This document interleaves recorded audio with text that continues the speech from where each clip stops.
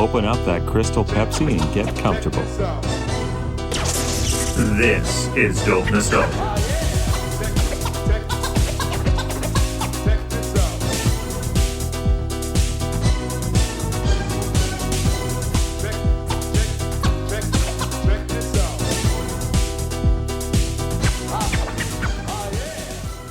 Welcome back, friends. Episode 249 of Dope Nostalgia Podcast. I'm Naomi. We are creeping up one more episode. This is the last episode until the big 250. And just so you guys know, we're doing it live on YouTube.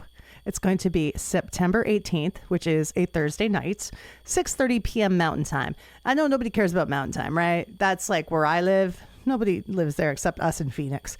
So 5:30 Pacific Time, 8:30 p.m. Eastern Time, live on YouTube at our channel, Dope Nostalgia Podcast. Make sure you come by, make some comments, hang out with us, answer the questions we're going over, and just we'll have a great time. We'll have a big cheers to the 250th episode. And another amazing special guest today, Tracy Bonham. With a strong, inspirational woman. I was so happy to get the chance to talk with her.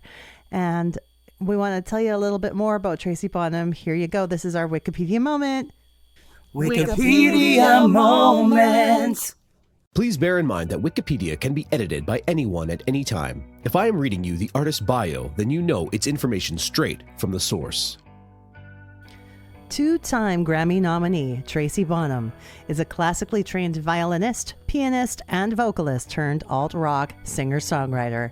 Bonham's debut, The Burdens of Being Upright, achieved gold record status in 1996, spawning the chart-topping hit Mother, Mother, which has remained a powerful anthem for disenfranchised youth all over the world. Due to major shakeups in the music industry, Bonham's second album, Down Here, was significantly delayed and released on Island Def Jam in 2000. While continuing to tour the world, including several dates with Lil Affair, the industry's landscape had become almost unrecognizable and had negative impacts on most strong female artists and their careers. It is worth mentioning that Mother Mother was to be the last #1 alternative music chart-topping single released by a solo female artist until the artist Lorde released her song Royals 17 years later. This change inspired Tracy to rethink how she approached her music and the music business. She asked Island Def Jam Records to end her multi-record contract, and with that newfound freedom, she relocated to Los Angeles to make her third album, Blink the Brightest. This collection of songs became fan favorites with beautiful melodies and heartfelt messages of perseverance after tragedy, unrequited love, and broken dreams. In 2003 and 2006, Bonham appeared as the featured vocalist and violinist in Blue Man Group's arena tours, in which she sold her self-released EPs in rock arenas all over the United States. She sold over 12,000 CDs on her own, an unprecedented achievement that, for that time, without record label, management, or radio play, was not happening, and was able to self-fund her next album. In 2010, Bonham released Mass of Manhattan and continued to procure a more mature audience while maintaining the quirky humor and edginess of her first escapades in songwriting. Bonham has released several more albums to wide critical acclaim, has appeared on The Tonight Show with Jay Leno multiple times, and has landed several songs in feature films and popular TV shows. Bonham had hopes of starting a family, so she decided to leave the world of tour buses and backstage dining with the Blue Man Group's How to Be a Megastar tour. In 2012, Bonham and her then-husband and editor of Rolling Stone magazine, Jason Fine, adopted their son Selman, who was born in Ethiopia in 2010. Mothering Selman became Tracy's top priority, yet she never ceased to create as she began writing songs in between diaper changes. In 2015, Bonham released Wax and Gold, a self-released album co-produced with Kevin Salem in Woodstock, New York. This album is her homage to building a non-traditional family with radical honesty and all the love and care that any traditional family would have, and more. Bonham was breaking down her own ideas of what a family looks and feels like, and coming to terms of how she grew up in her own complicated family that never left her feeling unloved. Bonham even reaches out to Salmon's birth mother, whereabouts unknown, with empathy, compassion, and wonder. Tracy is currently residing in Brooklyn with her 13-year-old son. She is finding her way back to herself once again as a divorcee, realizing that in order to really evolve as a human and artist, and to be the best mother possible, she must dig deeper to find self-love, self-respect, and look at her life with radical honesty.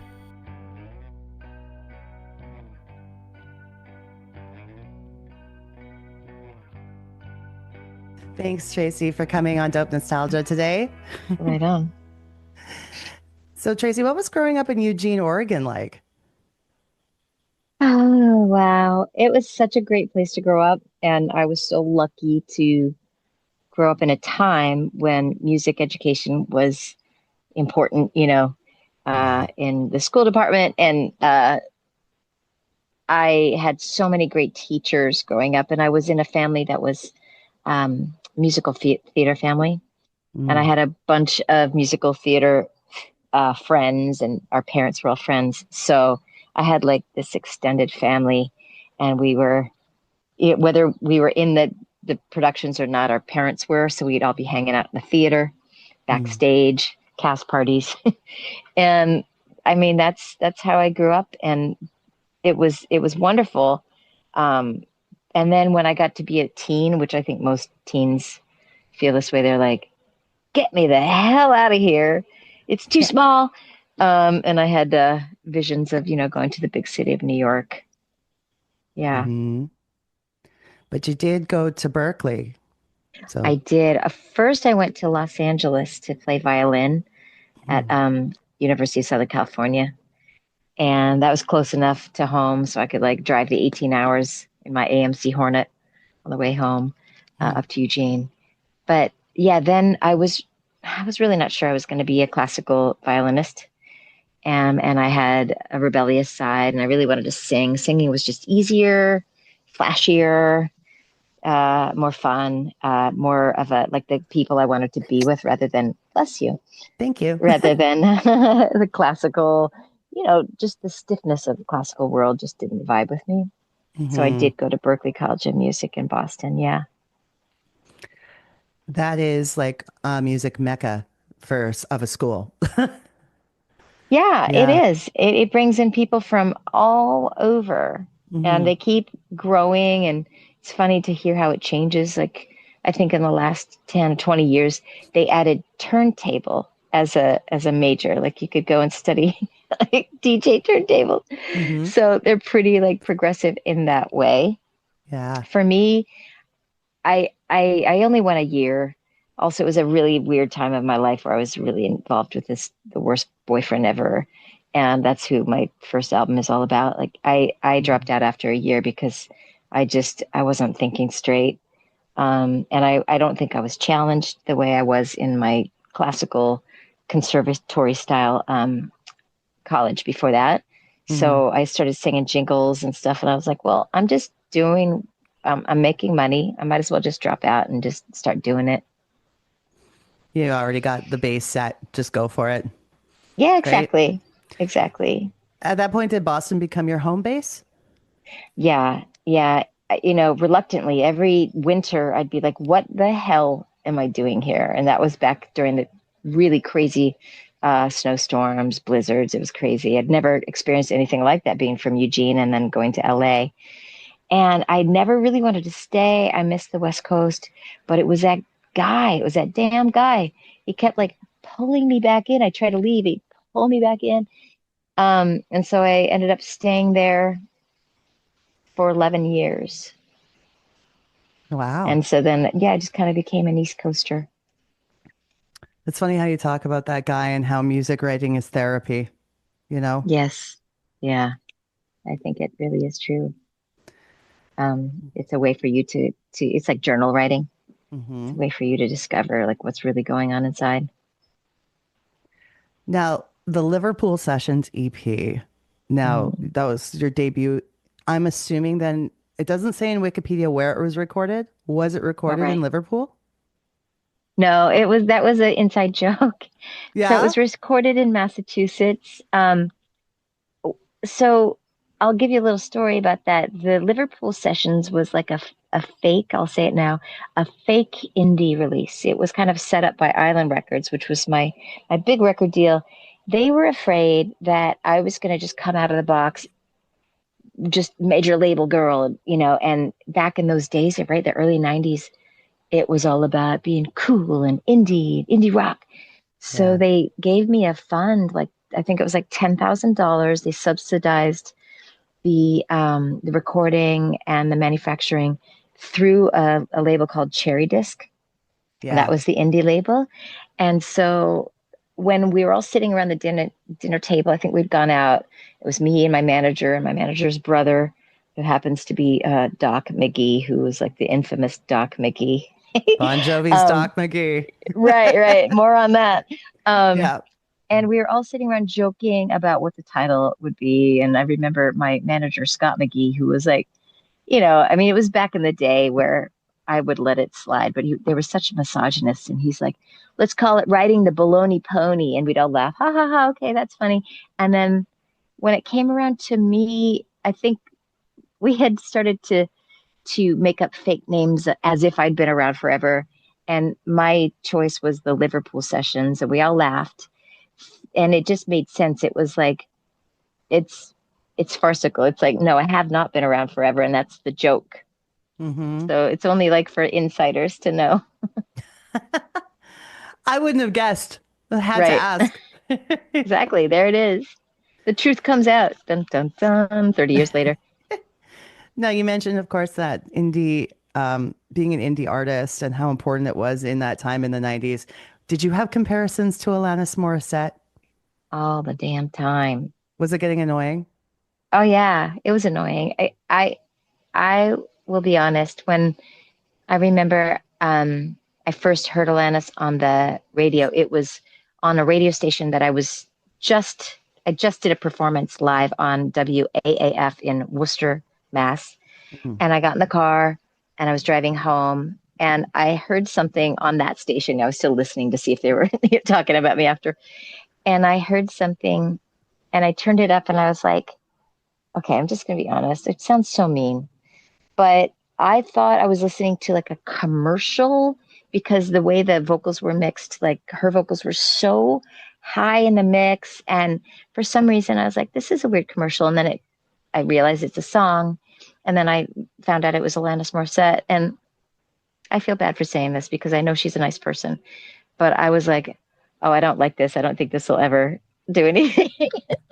I'm terrible person. But so after that, I did start to get comparisons. And so I had that, not only was I just being compared because I was another strong female doing the same thing, had the same color hair, but I also didn't like her music. So I was like, made That's me not her mad. fault. So It's not her. It's you no, don't yeah, have to feel bad. exactly. Okay, it's true. It's true. And she was plastered everywhere. Like, and I remember she had that scandalous thing where she was a pop star in Canada and everyone's like, oh no. And for me, I had to hide the fact that I was a wedding singer. Oh no, it was such a time where we all thought we had to be so cool. And it was just such a load of crap, Mm-hmm. Yeah. Yeah. I met her when she was a Canadian pop star.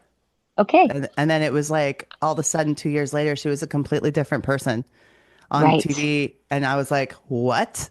Right. I think Like, a lot of Canadians were like that. Yeah. Right. Exactly. Yeah. It was a real changeover, real makeover. I mean, When we talk about your big hit, Mother, Mother, the great thing I find about lyrics is how listeners can interpret the song in their own way and have their own meaning. But I kind of think when we talk about this song in particular, it's a mistake to say the song is about the mother in the equation. It's more about is it not more about what's happening to you? Absolutely. It's more about what I was going through and not able to express to my mother. God, if she only knew what I was up to while, when I left and went to Boston. It's really all about Boston. It's about that that boyfriend and what he got me into. He was, demeaning and abusive, and there was drugs, and there was like weird sex stuff, you know, like, Mhm. and then I was broke because of course I was 20 and living on my own and just young and dumb. And I could not just call home and have her ask me how things were without just like stuffing it all down and just being like, oh no, everything's fine. Mhm. But inside you're raging. Inside I was completely raging. And that's the trouble. I think I come from a long line of holder inners, women who just hold stuff in. Nobody was really abused that I know of. I wasn't abused as a child or anything, but somewhere down the line, we learned how to bite our lip and not express ourselves, afraid of confrontation. My Mhm. mom definitely didn't teach me how to really be like direct, you know, and so you know, all of that stuff just makes you, yeah, internally rageful because you're bottling it all up.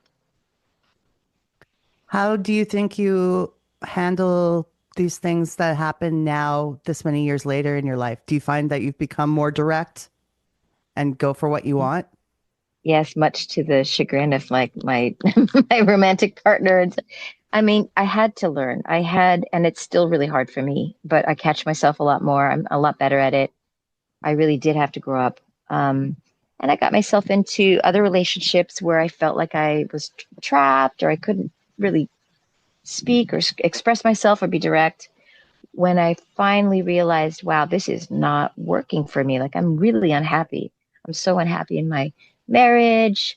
Um, I'm not living my best life. My career is like, you know, I just can't. I felt so thwarted. I felt so, you know, like on the backside of everything. So when I started, when I did a lot of therapy and a lot of soul searching, a lot of meditation and yoga and self-help books, gurus, everybody, like all you name it, you know. And when I finally started to make a promise to myself to really work at this and try to speak my truth, it was hard for the people around me because they weren't used to it. And that's when relationships start to change. But I do believe now in retrospect that it had to happen. Um, Otherwise, I think just suppressing things ultimately it does make you sick in some way. Mhm. Yeah, There's a freedom that comes with that, but it's just hard to get to that place. it really is. It's a lot of work. It's a lot of you have to be really resilient. You have to believe in yourself. You know, I had to do a lot of work on not paying attention to the external. Like I just, I guess it was because I didn't love myself enough. And so I would look to others for validation. Hmm. When you do that, and then maybe you're also making bad choices, or just not bad choices, but the wrong choices. These are people who aren't supportive. It's it's really so hard to get yourself to turn around and change those habits. Mhm. Yeah. Yeah. We're deep. I've had to be. I said I That's just good. have to. I have to grow. I'm just yeah. I'm constantly moving and evolving, which is great, but it's hard. It is. It's so hard. Yeah. Oh, I'm proud of you. It's wonderful. Thank you. That's nice to hear. Thank you. What was one of your most memorable performances? Hmm. Oh my gosh, there's so many. They're just so amazing. And um, God, I have good memories, bad memories. What's my most memorable? I just choose one. That's the problem is Well, choosing one, right? yeah, it's hard to choose, right? Because I'm like, well, and you know, I had like all these different like lineups or like collaborations, memorable. I guess the one that thing that's popping up right now for me is when I was on the Lilith Fair tour. This would have been the first one, second one. I don't even remember which one, which tour. But Bonnie Raitt was on the tour in the cities that I was playing, and so we became friends, and we had something in common where she was her album was produced by the same producers that produced my second album. So this would have been my second time doing Lilith, And Yeah. she just comes in, plops herself on the couch in my dressing room, has some Raisinets. I remember that. Sits down and she's like, girl, do you want to come out and play fiddle on a song? And I'm just like, yes. And she may have told me the name of the song. I didn't know it. She said it was an E flat and then she left, right? And I'm like, oh, Jesus Christ, E flat. Like I started practicing E flat on my violin and I was like, it could be a fast song. It could be anything.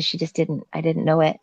So, and it was before you could look it up on your phone or something. There was no Spotify, there's no, YouTube.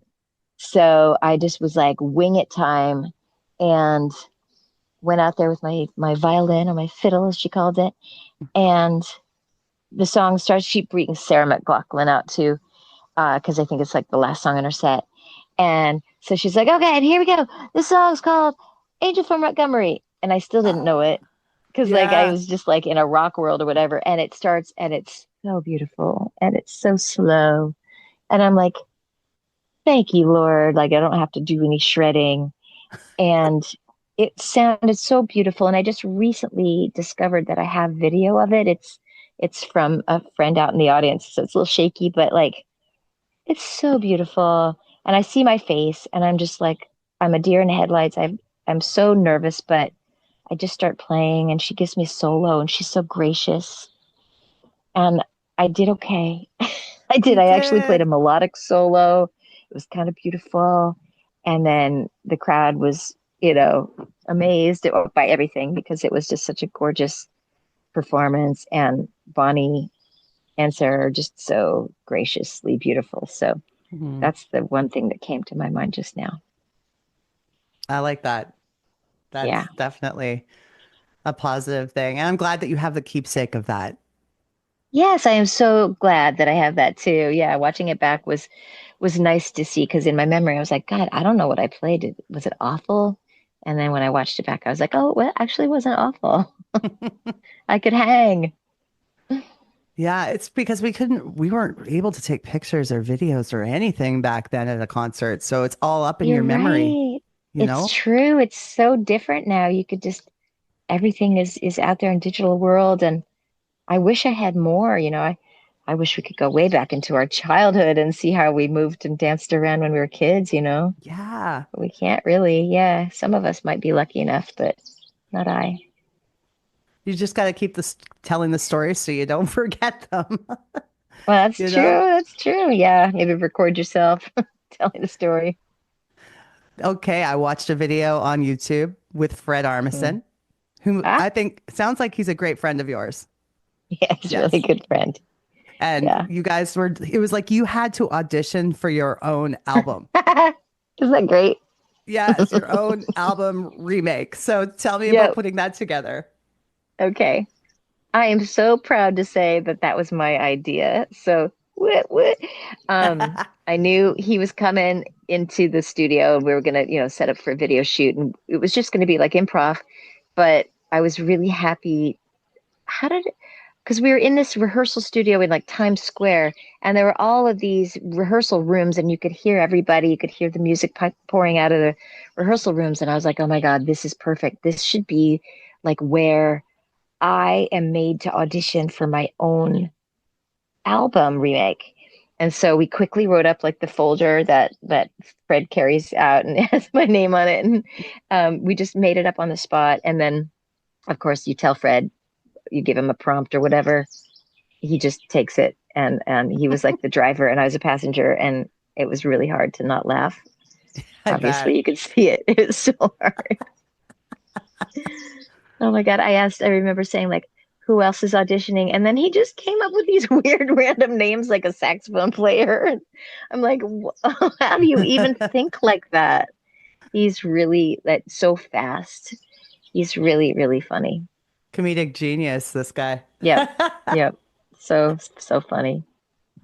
Have you always felt you were a natural performer on stage, or did you ever deal with stage fright? I felt like I've been a natural performer since, age 5, because I did grow up, on the stage and the theater, my mom, my friends' families and all that stuff. So that was natural. I knew that's what I was going to do in my life. I didn't know if it was going to be, violin, piano, singing, theater, whatever, but I knew it was going to be on the stage. So that was no problem. But I will say that I still do have a version of stage fright. I wouldn't say it's an actual like stage fright, like it would prohibit me from going on. But I get nervous, and I have to say I get more nervous if it's like a karaoke situation or something so casual or in front of my like if there's friends. 5 people in front of you that Oh, you know is the different worst. than 20,000 people. It's Exactly. harder. It is so much harder, and my heart's beating faster. I'm getting sweaty. My breath, I'm starting to criticize myself already. Like, oh, who am I going to look at? Should I close my eyes? It's very Yeah. nerve-wracking. And as a singer, you always have to deliver some stage banter between songs, correct? How do you feel about stage banter? Is it one of those things that you feel comfortable with, or is it an annoying task? It really depends on how comfortable I am. If I'm Yeah. comfortable, I feel like I do pretty well. There are times though when I just can't do it. And I start to think, why can't I speak to this audience? And I don't know if it's like something's in my head or maybe it sounds weird to me and I didn't say anything during sound check. Like that happens a lot to me. I don't know why I do this, but I get into this like mode where I just like push through and I don't make things like I don't make things easier for myself. I'm just like pushing through. And then I get up on stage and things sound weird and I can't hear myself. And I go into my head and I'm like, this sucks. This is awful. I just want to go back to bed or whatever. And that's when I'm not comfortable in the stage banter. Mm-hmm. But other times, mostly I do okay. Yeah. It's I guess really it's making that connection when you feel that connection with the audience too, I Yeah. suppose. Yes, exactly. Connected with yourself and then Yeah. connected with the audience. And then sometimes as I'm getting older and I am getting better at like the boundaries of like believing in myself and not needing the external validation, I can Mhm. actually just have fun without even knowing what if the audience is into it or not, which is a really great plateau to get to.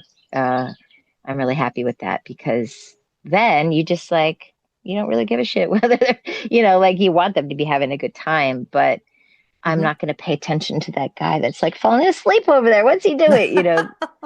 That kind of No. thing. There was a time where I know where you toured with Blue Man Group and Right. Aerosmith as well, right? I recorded with Aerosmith, but I did Oh, not tour with Aerosmith. Yeah. oh, was it Honkin' on Bobo? Yep. That Yep. Yep. album? It was like Yeah. a blues departure. Exactly. Yeah, exactly. It was Yeah. fun. And Blue Man Group, of course you hear so much about them, especially when you're like in Vegas and whatnot. But how did Right. that collaboration work out? I had some friends who were in the Boston version and the band for Blue Man, and then they'd moved down to Lower East Side of Manhattan. And let's see, they were thinking about doing a tour.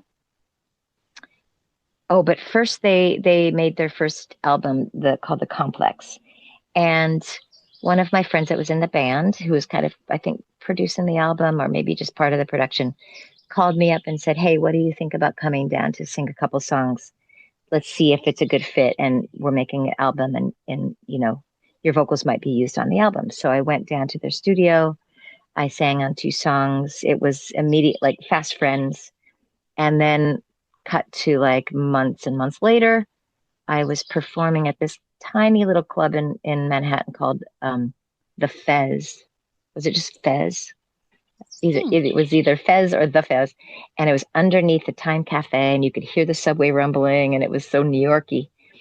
And the all 3 Blue Men came to the show, and I performed, and then they came backstage, and they were like, "Hey, we're thinking about going on this big tour, and would you want to be like our performing artist?" And I was like, "Yeah, that sounds like Mhm. so much fun." And so I went out with them in 2003. And I think the first thing we did was Coachella. And then we did the tour for quite a while. It was a lot of fun. How long was the tour? Gosh, that first one seemed like forever. It might have been like 6 or 8 months, Yeah. Yeah, 2003. And then we went back out in 2006 on How to Be a Megastar 2.0 or something. And that went on for a long time. I had gotten off after the first 2 or 3 months because I had just gotten married and really wanted to start a family.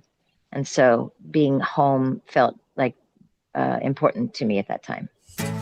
Mother, mother, how's the family? I'm just calling to say hello. How's the weather? How's my father? Am I lonely? Heavens no. Mother, mother, are you listening? Just a phone call to ease your mind. Life is perfect, never better. Distance making the heart grow blind. When you send me off to see the world, were you scared that I might get hurt? Would I try a little tobacco? Would I keep on hiking up my skirt? I'm hungry, I'm dirty, I'm losing my mind. Everything's fine. I'm freezing, I'm starving, I'm bleeding to death. Everything's fine.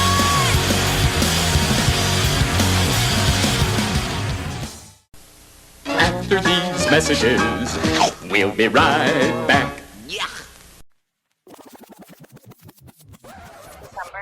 Hello, listeners. It has been such an experience doing this show for the last 5+ years, but it gets expensive. If you didn't know, there's a lot of costs that go into making a podcast.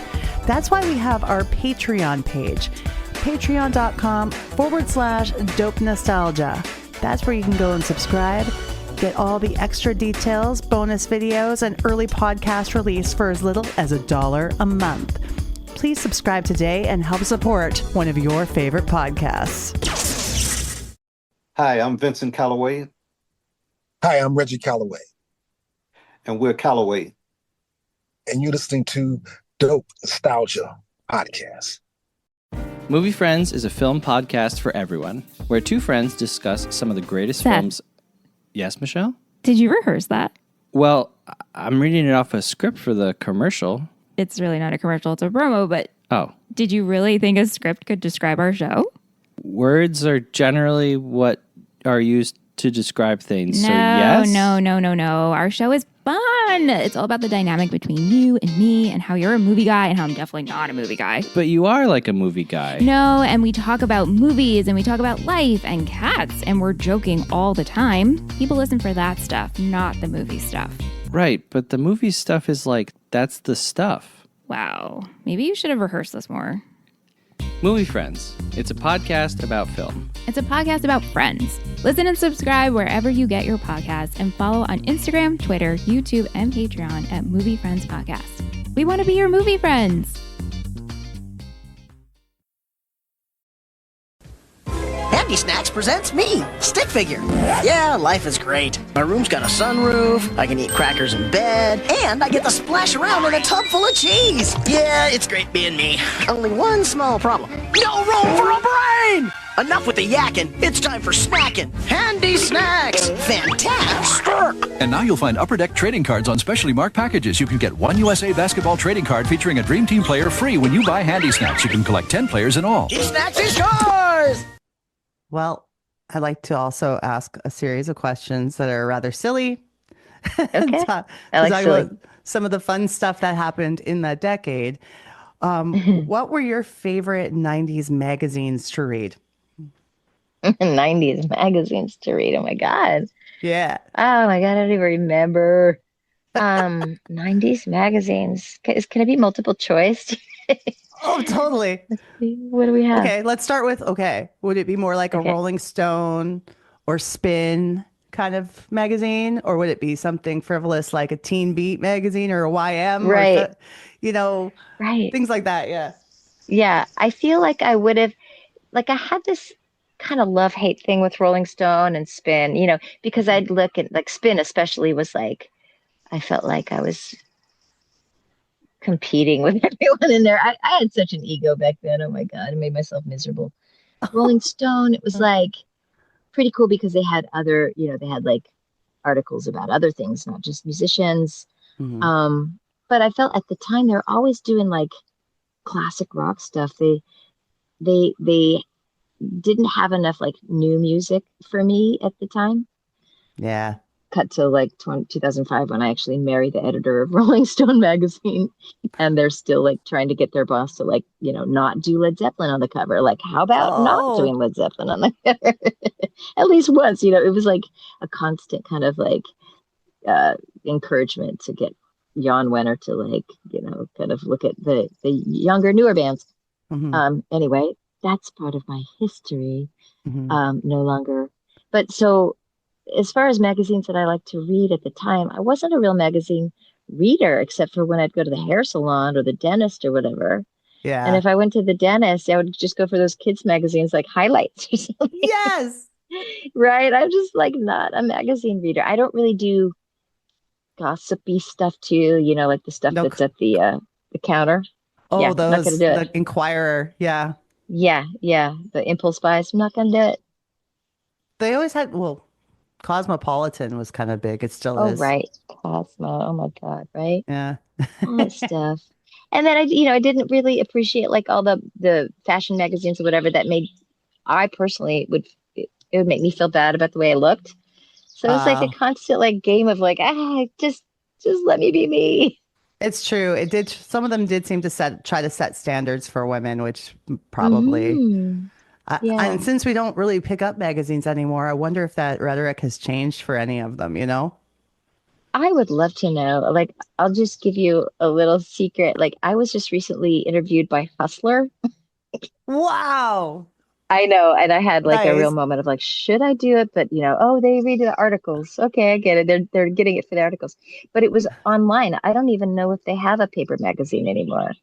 So then I'm like, who goes online to read Hustler nowadays? Like I'll just leave that question in the air. Someone out there.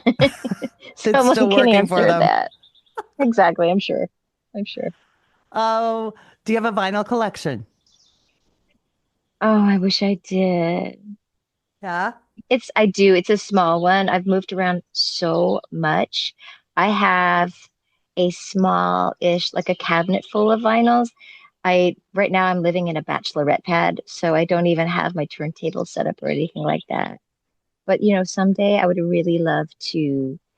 I've been thinking a lot about that, the listening experience. I'm really frustrated with listening on small little, iPhones or like the best place I know to listen to music is in the car.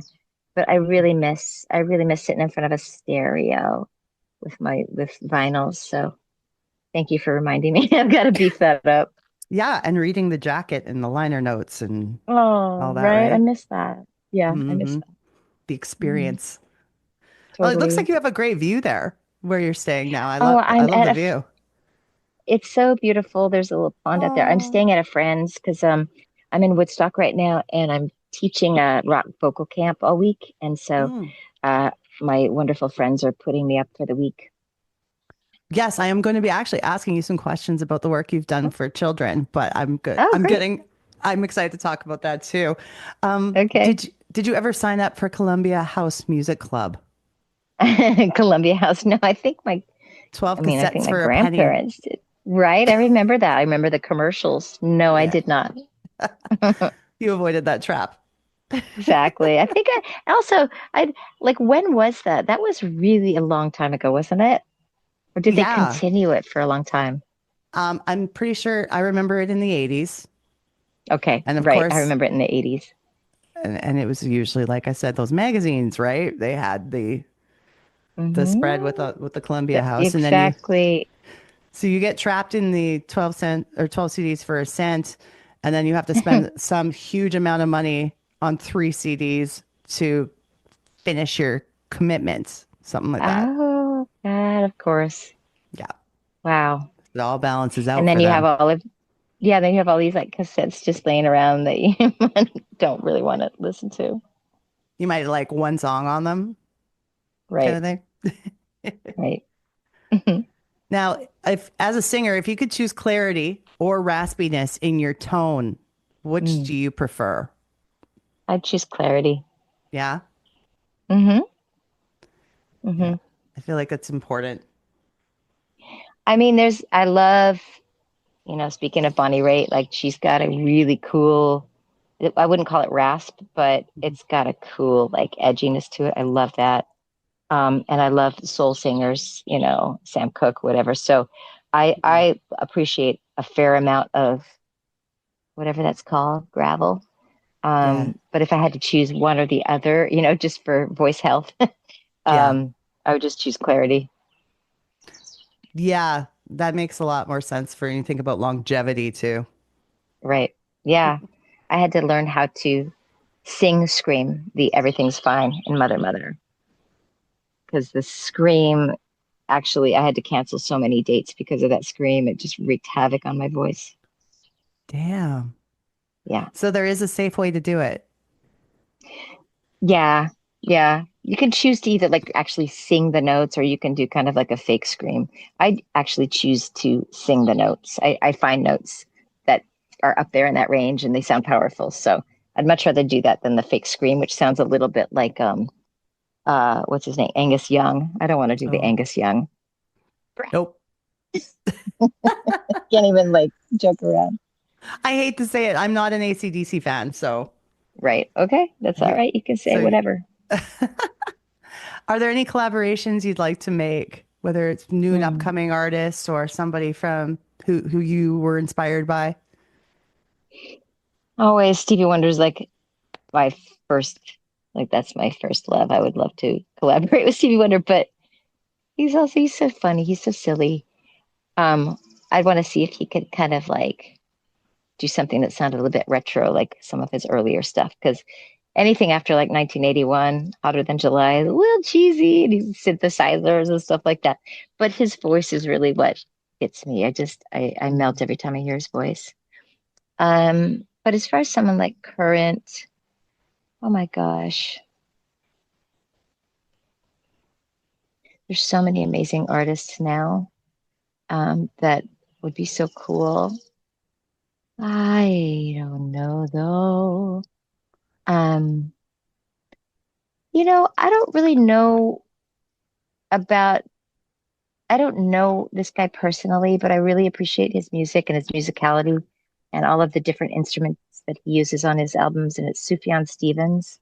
Oh, yeah. And also a guy named, right? Like he just is so creative and, his music is very like, he uses all sorts of arrangements, which I appreciate. And somebody like Andrew Bird, who I know also plays the violin, like that would be really cool. I'd really like that. Now I'd like to ask you about, I want to pronounce this right, Melodeon? Yeah, perfect. Music for toddlers? Yeah. Yeah. That's beautiful. Tell me about that. Oh, thank you. That time when I got off the road from Blue Man and I wanted to start a family, I needed to make money. So I started to teach private lessons. I started to teach children and teens and, even adults, and they'd come to my house. And, for the kids, the younger kids, I'm really good with kids. I love kids so much. And I think they just allow me to be fully myself, which is silly.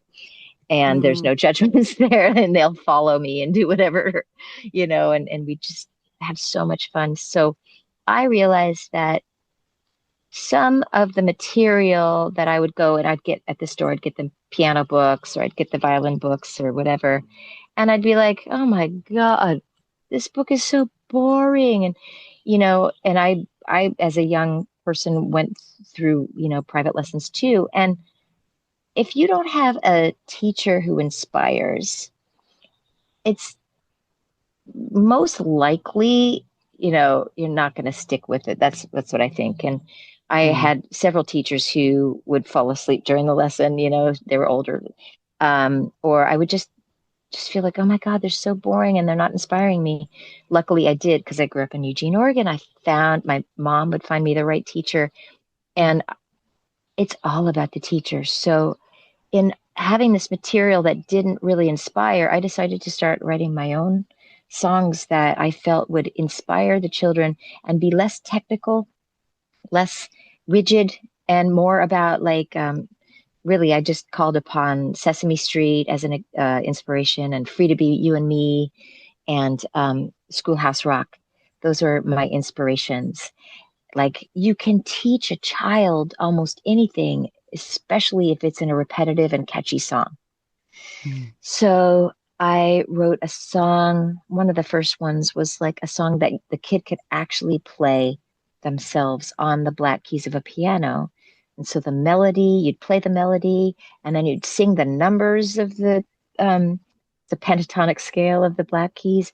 And you could pretend that the black keys were blackbirds on a tree. And I was having so much fun writing these songs. And then I found someone to record them with me in New York.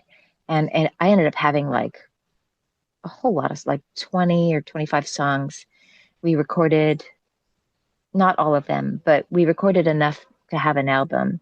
But at that time, I was still doing, I was still making Tracy Bonham albums, and it was never the right time to put out a kids album.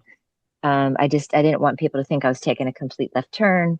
So I'd always just skip over it, and I'd just be like, yeah, someday. And then COVID hit, and I realized I wasn't going to be, when it started to become like, oh, this is real, right? And we're going to be here for a while.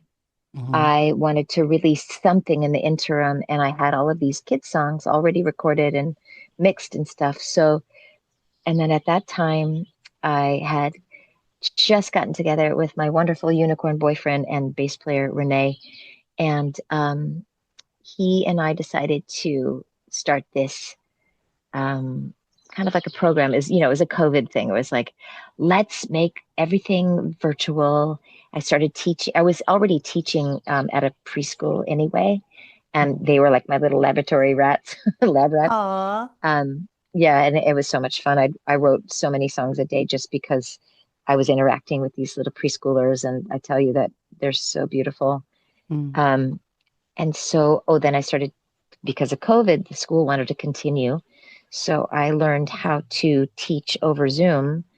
And then all of a sudden, I'm having so much fun. I'm like, this is kind of like Tracy's variety show. I'm like puppets. I'm disappearing from the screen and popping back up. And, we're pretending to dig a hole through the internet together. We're like, come on, dig towards me. It was just the imagination that I am so inspired by these children. I lost my bongo in the Congo. I lost my viola in Angola. I lost my cello in Monticello. I lost my trumpet in old Nantucket. I lost my banjo in San Fernando. But oh, it's all right. It's all right. Who me worried? No. Oh, it's all right. For I must go on with the show. I've got 10 fingers, a mouth and a nose. Don't need much more than that to go on with the show. Just tap a rhythm, sing a melody, put it together. You got a me symphony. So Renee and I were like, let's start a whole thing where we do virtual lessons. And so I was doing the virtual lessons and the classes for the school. Then we made some video content. And I released those songs on the album. The album's called Young Maestros Volume 1, Yes. which implies there's going to be a Volume 2. And yeah, and it was really so much fun. And I think with me, I'm always conflicted because I still have a lot of I have a lot of stuff that I want to write and produce and record. So, let's see, the album was out. It was like 2021 when that album came out, and it got great reviews and stuff. I knew though that I didn't want to be like the artist that shows up and play at birthday parties or whatever, kids shows. So I was a little conflicted there. I wanted to do some more Tracy Bonham music. Then I got this opportunity to perform with a ballet company, and the new music was kind of lending itself to something super cinematic and stuff. So then I decided to put Melodeon just on the back burner for a second, continue to work on the ballet. And then I had a health crisis, breast cancer diagnosis. And so everything just kind of went, and everything was put on hold, including my, Tracy Bonham album at the time. So as it stands right now, the Melodeon thing is kind of taking a hiatus. But it doesn't mean that it's gone forever, because I love the little characters I was dreaming up. And I really want to spend some time. I think I just need to do like one of those like artist in residence things where you just go somewhere in a cabin for a month and just only think about that until you can actually like have something completed. Well, I'm glad that you're so inspired by it, because just the way you're talking about how it is working with the children, and that's just such a blessing. It really is, right? It makes you feel young, and it brings out, they're just so full of love and positivity. And you can learn a lot from them. How are you doing now with your health? I am all better, thank you. So it was stage 1. Luckily, we caught it. Yeah, thank you. We caught it early. I had surgery, I had a lumpectomy, I had radiation, and that was a year ago. And my breast surgeon said, I don't need to see you for another year. So I'm still taking a medicine for a total of 5 years. But I can easily say I'm cancer-free. Thank God. That's wonderful news. Thank you. Thank you. What are the current projects you're working on, and what goals do you have coming up? Okay. Well, I'm still working the album cycle of Sky Too Wide, which was released in the States on June 6th. And I'm still playing some shows. I did a great album release show with Fred Armisen as my guest, which was so fun. He flew out to New York, did the show with me, and then flew back to LA. Like, what a guy. That was amazing. And then my band was amazing. And that was just such a wonderful release show. Been playing shows there at the City Winery in Boston, and now in Pittsburgh soon, and some other shows at the City Wineries, because there's a lot of them over around the States, with an artist, Jeffrey Gaines. You might remember that name. Yeah. Okay. Right. So he was very popular kind of back in the day too, and is still doing it, still sounding great. And then as far as new projects, the 30th anniversary for my debut album is coming up. It's next year.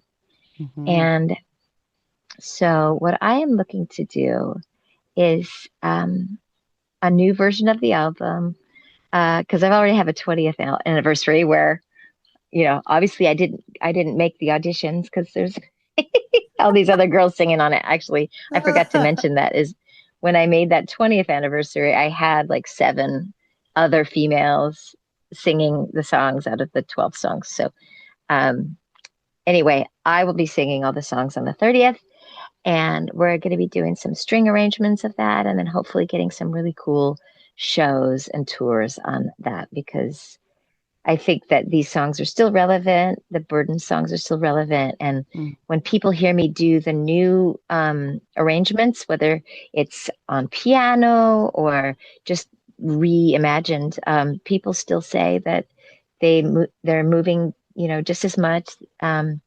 and that they love the evolution of these songs.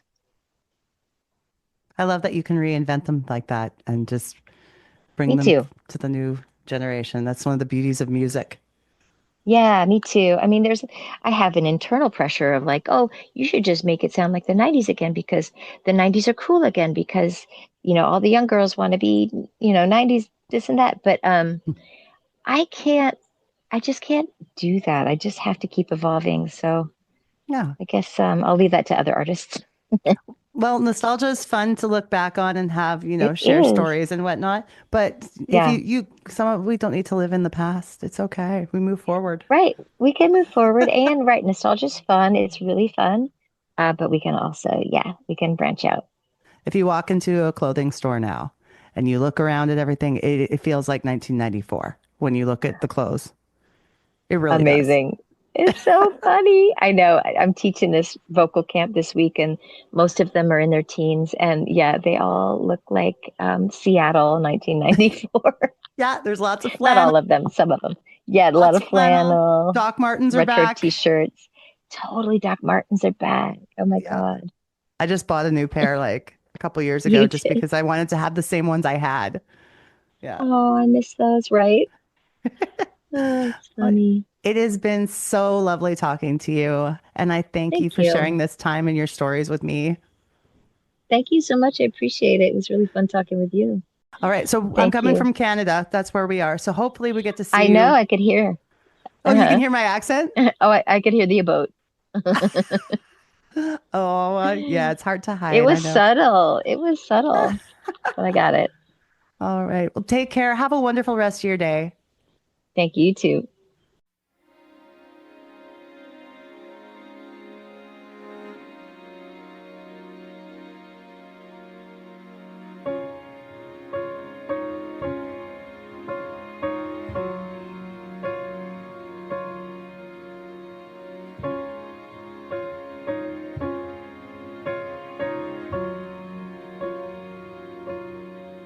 It's not supposed to be easy. It's not supposed to run smooth. How can they make it look so easy? Well, I'm covered in mud. It's not supposed to be gentle. The trick is just dusting yourself off.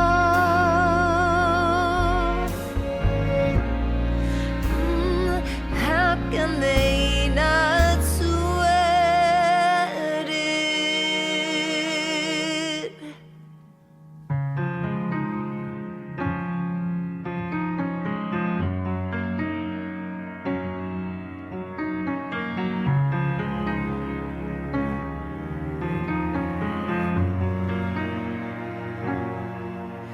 It's not supposed to be simple. It's not supposed to run clean.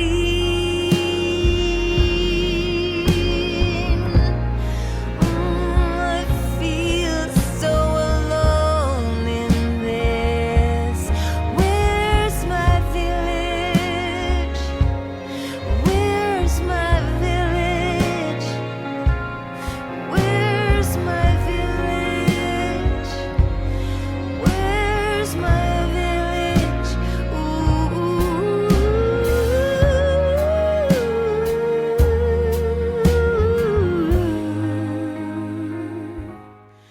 You can follow Dope Nostalgia on Instagram at dope_nostalgia and YouTube at Dope Nostalgia Podcast. Call and leave a message on our voicemail toll free. The number's 1-888-741-9192. This podcast is licensed by SOCAN because we believe that artists should be paid for their work. Hey, friends. I kind of miss getting those messages on my answering machine like we used to back in the day. What I'd really love is to hear from you, the listeners of Dope Nostalgia. This is your chance to be on the show, giving feedback, telling us what you love, what you hate, and who you'd like to see more of. Call us at our new toll-free number, 1-888-741-9192. Leave us some feedback. Your message could be played on the show. So give us a call, 1-888-741-9192, toll-free.